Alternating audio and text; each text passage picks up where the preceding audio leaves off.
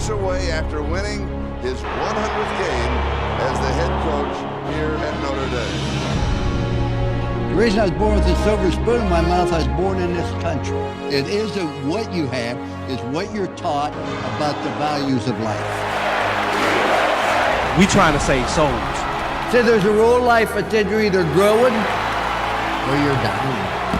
And like an old friend once said, we as Americans need to start winning again. Everyone should ask this question. Am I willing to endure the pain and the suffering and the sacrifice it takes to be a champion?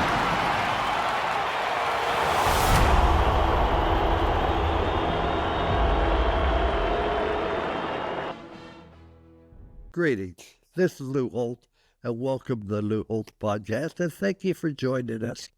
And today we have a guest that we're blessed and fortunate to have somebody like Hugh Freeze. His story, his journey in coaching, and developed a passion for mentoring young athletes. And over the years, he built a respected career in college football. The leading program at Lambeth University, Arkansas State, and the University of Mississippi. After a successful turnaround at Liberty University, he's named head coach at the University of Auburn, where he continued to lead the program and inspire the next generation of athletes. Inspired by the value of faith, perseverance, and integrity, Hugh has been a vocal advocate for student athletes and the role of character in sportsman's life. He has encouraged young men across the country to stand strong in their values, share their stories, and unite in building a culture that uplifts faith, family, and discipline. Ladies and gentlemen, I hope you will enjoy this show as much as I've enjoyed spending some time with Hugh Freeze. I think you'll find this very informative and very interesting. Thank you. As I said, it's a pleasure, a blessing, a privilege, and an honor to have Hugh Freeze with us today. You can tell us the moment that you realized that coaching was to be your calling? Was there a special time in your life? I know what changed mine. Yeah, it was a couple of things. Coach Holtz, number one, what an honor to be on with you. You're a hero to all of us that are still doing this and have been for years. And you model what most of us got into it to be about. So I think the time, well, first of all, Coach Holtz, all I knew was dairy farming or coaching. That's what my dad did. My uncles, we all had a dairy farm, but they all were also teachers and coaches. And I can just tell you from an early age, I did not want to dairy farm for a living. I'm glad for the lessons it taught me, but I knew I didn't want to do that long term. And so of the options that I saw lived out, I just witnessed how much impact and influence the coaches in my community had on the entire community, not just the players, but, back then, there were two people in your community. It was the pastor and the coach. Those two people carried so much impact and influence. And obviously my father was one of those. And so I got to live it firsthand, even as a young kid, just sitting in coaching meetings with him and his staff, and just fell in love with it and knew from a very, very early age, this is what God is calling me to do and to be. And so it was pretty clear to me. Hugh, I've never had a young man from a farm that didn't turn out to be a very positive plus for our team. The unselfishness, the work ethic, and the habits. And, like you, I never wanted to go to college. Nobody from our family had ever gone to college, let alone graduate. All I wanted was a job in the mill and $5 and a girlfriend and a '49 Chevrolet. I never had any of them. And so I got a job in the mill. And I tell you what, I worked there about 10 days. And I remember saying to myself, I don't know what I want to do, but I tell you what I don't want to do. I don't want to work in this doggone mill the rest of my life. And that's what changed mine. So it's amazing how in coaching we all have those life-changing experiences. Now, how did your early experience as a high school coach shape your long-term experience? I think I still view myself, in that light, Coach Holtz, of just kind of a high school coach that God has blessed. But as you know, man, when you're a high school coach, you do everything. You clean the toilets, you do the equipment, you paint the field, you cut the grass. And I think all of that kind of helped shape how I view leadership. And I hope I haven't changed too much from that as God has blessed and moved me, I guess, up the ladder in some instances, even though I still think the most influential people in the world are high school football coaches. But I want to keep that view of myself because that really shaped. I don't think there's any job in this building now that's too small for me to do. If I'm not willing to go do the little things when needed, I think that's poor leadership. And I think that's what high school coaching really taught me. Appreciate the opportunity to be with high school coaches. I was a high school coach, and for 13 years, that was a great living for me and my family. And I think you have a chance to impact more people as a high school coach than any other profession that I can think of. I would start with things that I think have made an impact on the programs that we've been in, whether it be Briarcrest Christian School or Lambeth University, which was my first head job in college, at NAIA school, or Arkansas State or Ole Miss. And we've done this everywhere I've been.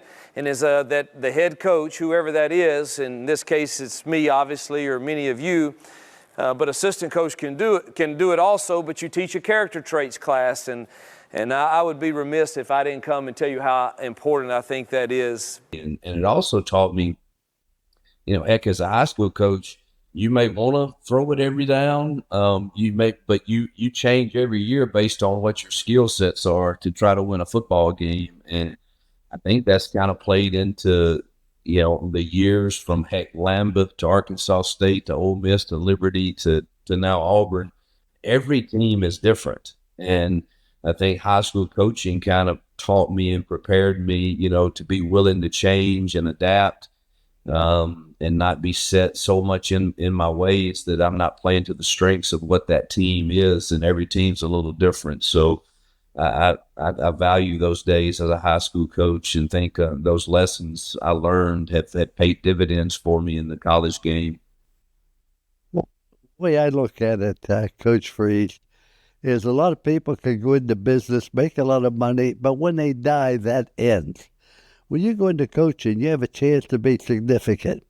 And significant is when you help other people be successful, and that lasts many a lifetime. I coached for Woody Hayes. Even though he died many years ago, he still lives because I taught many of his philosophies and beliefs. And people like Urban Meyer, Barry Alvarez, they continue to keep Woody Hayes alive. So it's a great profession because you really have an influence on people. Now, you've had a very public, personal journey. How's your faith played a role in your professional and personal restoration? Yeah, I don't. Obviously, I'm very outspoken that my faith is the most important thing to me. And while I certainly haven't been perfect my entire life, I know the one who is, and the grace and mercy that I have received from him, and the way he has blessed my family to become even stronger through adversity. It's just I can't say how important that is to me each and every day, and it models how I go about coaching. I look at the word F and I say faith. That's one of our core values. And if you ask any of our players that have ever played for me, they would say to you, faith is believing in something bigger than yourself. And I don't know what that is for you, but there's going to come a point in your life where you will need something bigger than yourself. And if you're a part of a team and you need the right guard to do his job, you need the receiver to do his job, you need the coach to do his job, and something bigger than yourself is important. And I'm coming before you today to say, before anything else I talk about, man, we have to make sure that the faith is ours. Is it mine? Or is it my parents? Is it real? Is it genuine? Is it solid? And what I have found in going through when my walls came crumbling down around me is that the faith that I stand on through the Son of God, Jesus Christ, it is a solid rock, a solid foundation. And when all hell is breaking loose around you and everybody has their opinion about what's going on, and you know that you've hurt their heart of God, His love never changes. I obviously don't force my faith on anyone, but I'm very open to discuss it with them. And many of the lessons I teach, and I'm going to a team meeting here shortly, and we're doing right now a Proverbs a day keeps stupid away, and we're sharing, Proverbs and what that means, and it has impacted my life, obviously, to live with better wisdom and better decision making. But man, the author of the story is God, and when you really realize, Coach Holtz, like I know you have, that I really don't have a seat at the table to negotiate the story.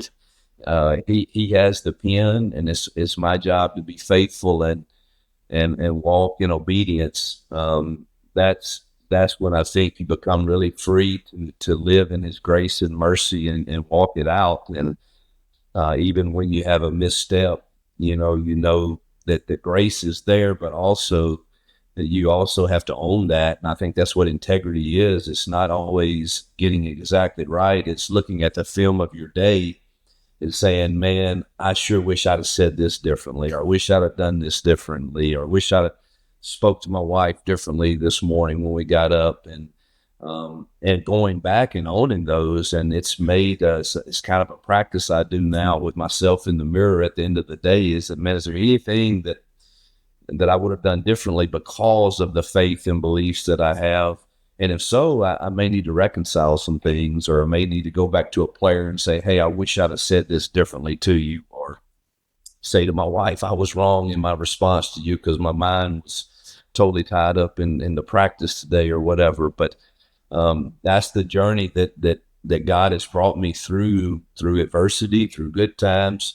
But all of it is His story to write, and I just want to be a faithful journeyman for that and an ambassador for the grace of Christ. I don't know how people go through life without a faith in God. Now, faith in God doesn't mean you're going to have problems. It probably means you're going to have more problems. But having a faith in God enables you how to handle them, approach it, and maintain a positive relationship. Now, during your time at Liberty, which was fantastic, the success you had there was tremendous. How did faith-based principles shape your approach to leadership? In other words, how has being a strong Christian affected the way you lead? Well, again, I hope that I model. Here's the real balance, Coach, that I think we all fight. I think the best leaders have great humility, and that's we all have an ego. We all have a great confidence. As being coaches at this level, you had the same swagger when you coached, and you had that, but you also had this air of humility that allowed others to say, man, I want to follow that, and I want to be like that. And if Coach Holtz says this, man, I want to be a sounding board, the same thing in my position rooms. And I think when I went to Liberty, it was obviously very free there to express your faith because of the university. And man, we saw life change after life change after life change because of the way we could approach that there. But I do think it starts with them seeing the head coach as approachable and as a man that has humility because of the blessings God has given him. And he doesn't have some unapproachable mentality where you can't have genuine, real relationships. And I think that's the way it's really shaped. I still say to this day, we live in a transactional world, but I refuse to give in to that. Coaching still is transformational. And my faith is the number one thing that I hope transforms lives. But even if not that, I do think there are lessons they can learn from watching a leader that leads with humility and yet confidence. And I think that's how I try to approach it, really. But the minute I give in to this, I get that transactions are a part of the game today. We could talk forever about that. But the minute I give into that and don't remember that coaching should be transformational through genuine relationships, I probably need to get out of it. Did you find it easier to be a good Christian at Liberty than it is at a public school. The reason I say that, when I was at the University of Notre Dame, every morning during two-a-days, we went over one of the Proverbs. We did 20 Proverbs and teaching them how to handle behave things. And I didn't have to worry about somebody calling the president complaining, because I knew what the university stood for, and it made it much easier. And to this day, I've had athletes who played the NFL for quite a few years say to me, Coach, doing Proverbs during two-a-days really helped me in so many different ways. But do you find it easier at Liberty than it is at Auburn? It certainly was easier. Here we still have great support. I just do it in a different way, I guess, because we're doing the same thing. We're doing a Proverbs a day, keep stupid away all fall camp. That's our deal this year. And I'm teaching one. I'm getting ready to teach one here in just a few minutes. I just put it in. I put it in maybe some different words. Like if the proverb, like yesterday's, the proverb was all hard work brings a profit, but mere talk leads only to poverty. That's Proverbs 14:23. I just put it in Coach Freeze's translations, and I say, look, here's our proverb of the day. Don't talk about it, be about it. Go to work, and I share the proverb with them. And so it's not, I don't know whether you're a person of faith or not, man, there's so much wisdom in the Proverbs. Oh, amen. I don't know how anyone can complain about that. Now, here at public universities, certainly we make our devotionals like tomorrow, today's Friday, Sunday, we will have a worship service that morning because I believe in it and I don't want to miss that for me and my family, and we'll have it here, but it's optional. I'll make it optional. Where at Liberty, I didn't make it optional. So there are there are some differences, but we still want to be who we are and who God's created us to be, and we just kind of make those things optional. Other than the Proverbs of the day is going to get taught, because I don't think that's a religious debate. That is, man, here is wisdom for life that I'm giving you, and for fall camp and for our team. Well, you've spoken about redemption before. What does a second chance mean to you as a coach and as a man? Well, I hope that it shows, people that, man, you can continue to fight, and God is a God of redemption. And, when you have a family like I have that's so supportive and loving, that every adversity we've gone through has made us stronger and better together. But, people want to write a story, I guess, about, this redemption means that he made it back to the SEC or something. I don't really see it that way, Coach Holtz.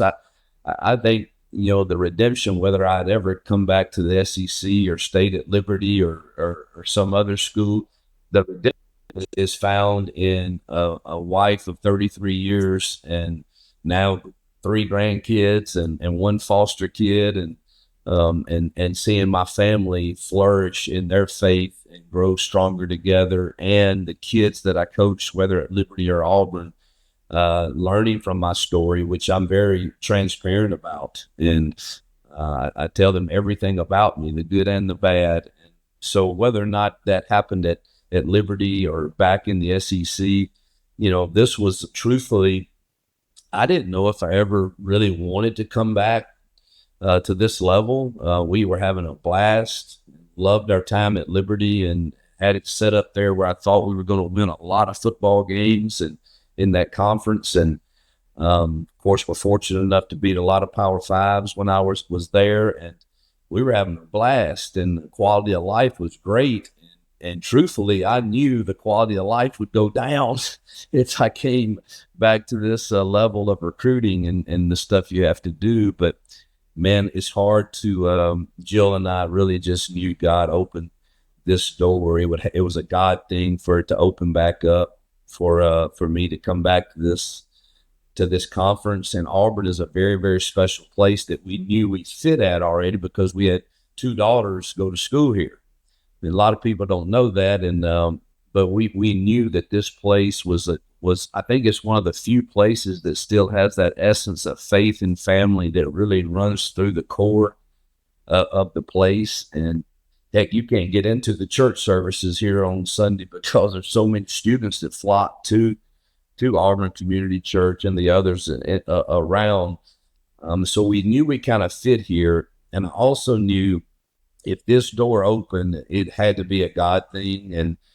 And even though I was so comfortable, Coach Holtz, and I kind of wanted to stay comfortable, Yeah. but I'm not sure that's what was God's plans. And so we walked in faith. And but I think the redemption has already happened. And I know some people look at it, well, he's only redeemed because he made it back to the level that he once was. Jill and I really don't see it that way, that redemption happened a long, long time ago through confession and repentance and a lot of love and tears and grace.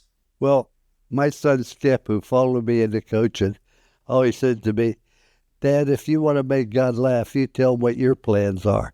Yeah. Because it just doesn't always work out that way. Now, this really interests me. How does the dynamic of today's college football with the NIL and the transfer portal alter your method of coaching? In other words, it has changed so much. I did a podcast last week on college football, the changes. And I'm old enough to remember when the Ivy League were the best football teams, had the biggest stadium, but it changed. And it's changed so much. How's this caused you to change? Yeah, it's been an ongoing learning and challenging experience for me. Year one here, it almost killed me, Coach Holtz. I literally almost wanted to get out of it because I was trying to handle all the discussions with recruits on this NIL world that was very new to me. We didn't do that at Liberty. And it was very, very difficult because when they sit here and you have those discussions, I felt so awkward about basically you're trying to tell a young man this is what we value you at based on a dollar figure. And it affected, I thought, me when I went on the grass, and I just want to coach you, and develop you as a man and as a player. And that was really, really hard. And I learned from that really quick that I need to get out of that. And it freed me up when I hired a general manager, and he does all those discussions. I don't do I can't do that. I don't want it to affect the way I approach coaching and the relationship I'm trying to build. And I tell them in the team meeting, our first team meeting every fall and spring, listen, I'm thrilled that you're getting blessed. I'm thrilled that there's a transaction that is blessing you and your family. But I want to be very clear with you. That has zero to do with us having a genuine relationship. Money does not buy that. And I'm offering you that from a head coach perspective that I think makes us a little different at Auburn. But look, I'm going to coach you, and I hope and pray you are in it for the right reasons and you accept that blessing is good. But you've got to continue to produce for that to work long term for you. And truthfully, for most of you, that's going to end in 3 or 4 years. Very few people get a life in the NFL. And I hope you're being wise with it. So I'm very honest with them, but I got out of those discussions because it really was playing with my mind a bit, Coach. What a lot of people don't understand, Hugh, is that a young man comes to your school, enters the transfer portal, and doesn't get another scholarship offer. And he ends up have to pay for his own education. And we've gotten away from the reason we have athletics in college is the educational experience that a player has, being positive, being patient, waiting your time, overcoming adversity, being ready when the opportunity came. So all those things you have more challenges as a coach today than I ever had before. And I'm not sure I can handle it. You've done a beautiful job with it, but How would you describe the challenges of coaching today? You just said it. The number one, that portal where you don't have a chance, coach, to develop a kid and watch him go through the hard times and wait his turn. That just doesn't happen very forward, coach, and it's disappointing. And if you don't, I've kind of gotten to a point where I have to accept the fact that really what I know is I have this group of kids for till January, and I've got to do the best job I can in being the best relational coach possible. And knowing next January, there's going to be some that walk in here based on I didn't get to play already, or someone's offered me more, and they're probably going to leave you. And that's discouraging to me, because you said it, we have lost the value of education. Not only do some not receive another opportunity, every time they leave a place, they're going to lose 20 or so credits. And I'm just afraid that we have lost the value of education that would truly make a long-term impact on their generations that follow them, more so than football will. Amen. I agree with you completely. But how would you describe the challenges of coaching in a place like Auburn? I know many people that went to Auburn. They're the most loyal, demanding people in the world.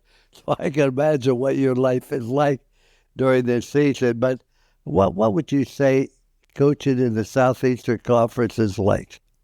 Well, it's one of the most challenging jobs you'll ever have, coaching in this conference, because of the expectations at a place like Auburn, the demands of the job. Obviously, the recruiting in this new world has even gotten tougher.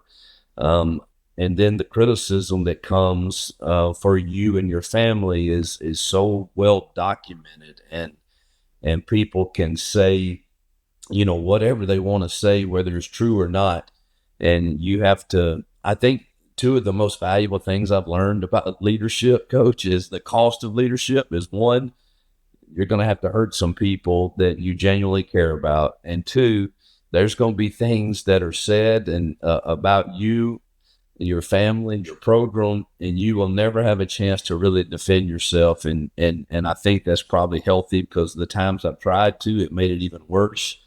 But those challenges in this conference are even magnified because of the passion, which is great. There's no more passionate fans at Auburn. And my experience so far for our family has been incredible here, even though we're still in a building phase, and we've got to produce. You know that, and I know that, and I accept that. I signed up for it, but it still makes it difficult.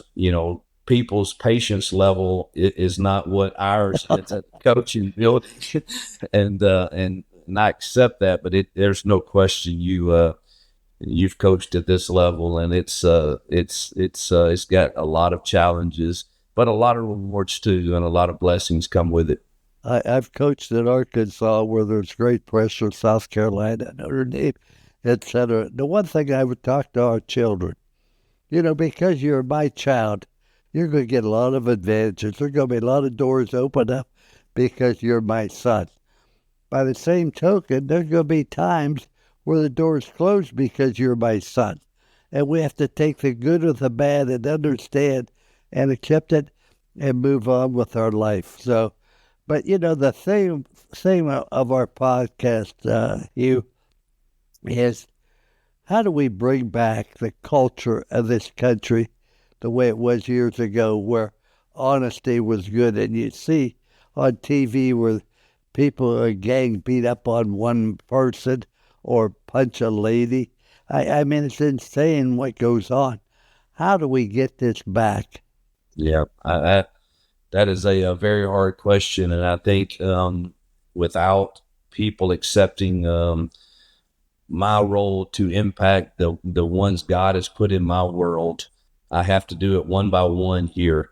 And until we get enough leaders that are wanting to get back to the core values of faith and honesty and integrity and love, that's going to be a great challenge. We live in a day where, man, the things that are quite popular are very, very unhealthy for a lot of people. And, I think for me is, man, what am I doing with this building? And can I impact and change to where when they leave here, they impact and change in the same manner, to where we do treat all people with respect and dignity and the way we would want to be treated. And, America is certainly has its challenges with that right now. And hopefully there can be more Lou Holtzes of the world that continue to impact people in that positive way that brings back a trend of, man, let's, and it's what I've told our team, we can be different. We can be different in the way we talk. We can be different in the way we approach things. And truth really doesn't change, Coach Holtz. People's opinion may change, but truth doesn't. And hopefully we can have a generation that gets back to what real truth is and operate, in a manner that represents that. Well, very well but it's hard. But as I look back on it, to me, the main thing is common sense. Let's do the right thing. Let's be the best we can be, and let's help everybody. You're always going to find somebody that needs a kind word, a smile, and encouragement. But I wish you nothing but the very best. I don't know if I can ever help you or do anything, or you just want a sounding board. I never, with all the coaches that call, I have this philosophy, Hugh. I'm never going to give you any advice. I'm going to give you an opinion. This is what I think. Yep. And then when I did it this way, this happened. When I did it that way, this way. So if you ever want to just talk or sound out, I'd be happy to help you any way I can. Because I got a lot of friends who attended the University of Auburn. Yeah. And they love that school so much. And I followed your career, and I've been so impressed with your resilience and the way you've handled adversity as well as success. So you're a great inspiration to a lot of people. You may not realize it, but you've had a positive impact on me and the way I look at things. So good luck to you. God bless. Well, thank you, Coach. And you don't know this, you sent me one of your manuals years ago of coaching philosophy, and I still have that manual of yours. You probably wanted me to send it back to you, but I held on to it. Well, the game changes, but people don't. And you find people, and this is all I wanted. I wanted three things in our athletes. I wanted an athlete I could trust, that would be there every day doing what he's supposed to do, that I could trust him, that when he said he's going to do something, he did. I could trust him to go to class. I could trust him to work out. Then I wanted somebody who was totally committed to excellence. Not everybody can be All-American, not everybody can be All-Conference, not everybody can be first team, not everybody can be an A student. But everybody can be the best they're capable of being. That's all I want out of it. You tell me the very best. Was that the best you could do? If it was, God bless you, let's move on. If not, I want to know why. But we aren't going to settle for anything less than we're capable of doing. And rule number 3, this may be the most important role in coaching I had, is make sure your teammates know how much you care. You'll never meet anybody again that didn't smile, encouragement. It doesn't have a difficult. That's all part of life. Let's just make sure we reach out and help other people. So, as I said, thank you for joining me, and let me know how I can possibly help you. Good luck to you. Thank you for joining us. God bless. Thank you so much, Coach Holtz. And he walks away after winning his 100th game as the head coach here at Notre Dame. The reason I was born with a silver spoon in my mouth, I was born in this country. It isn't what you have, it's what you're taught about the values of life. We trying to save souls. So there's a rule in life that you're either growing or you're dying. And like an old friend once said, we as Americans need to start winning again. Everyone should ask this question. Am I willing to endure the pain and the suffering and the sacrifice it takes to be a champion?